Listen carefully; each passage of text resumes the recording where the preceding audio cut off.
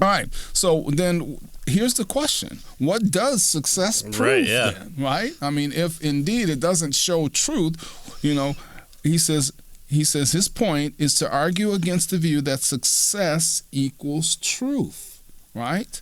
That is, just because a theory matches all the available data doesn't mean that it's true.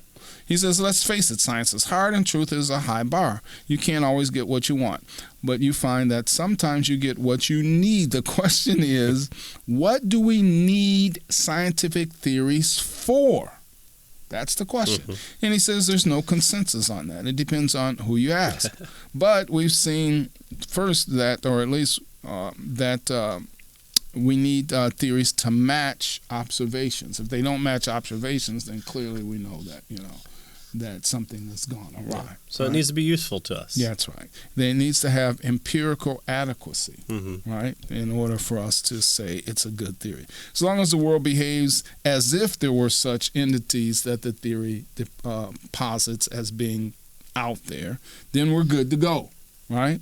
In other words, we need to lower the bar to meet the standards we can achieve. Perhaps to ask for anything more is, a crying for the moon, right? So theories, as long as they, allow us to have success, as long as they are empirically adequate, as long as, they match our observations, we're good to go with it. Yeah. Right. As long as I can get a better phone next year based off these scientific models, I'm okay with that. That's right. Yeah. I don't care what you got to say. It doesn't matter if it's true. I got the good phone. Yeah, that's right. That's right. So it's just that this further requirement of truth isn't necessary for a theory to count as success. It doesn't have to be true in order for us to say that isn't it? So here's the question then that he asks. All right. Well, wait a minute. Isn't this just postmodernism, right? I mean, or is this what he calls modern religious religious postmodernism? Yeah. Right. So we're not talking about truth. We're talking about what model works for you. Yeah. So it's postmodernism kind of says there's no objective truth. What's true for me isn't always true for you. So things like, well, murder is wrong in your world because it upsets the harmony of the household. But there might be another civilization that views murder as a good thing because it takes out the weak and promotes the strong. So we can't say that murder is wrong.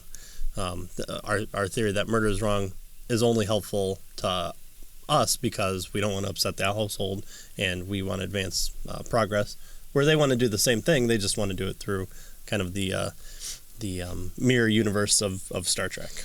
Right. So just because it's successful doesn't mean that it's true, and it doesn't, and we don't need to say that it's true, right? He gives us some in terms of postmodern. He goes back and looks at the ancient Greeks and suggests that some of them were also instrumentalists. And so this isn't necessarily a new thing, right? A postmodern thing, right? He says, we measure success in science largely by evaluating how well the theory saves the phenomena, that is, matches what we can observe. To put it differently, the dramatic success of science is primarily measured in terms of what we can observe, including technological applications. And as we've said, insofar as scientific theories match observation, insofar as they are empirically adequate, they're wildly successful, but this doesn't prove that they're true. Mm-hmm. So notice, Dawkins' claim that science works doesn't get him as far as he'd like.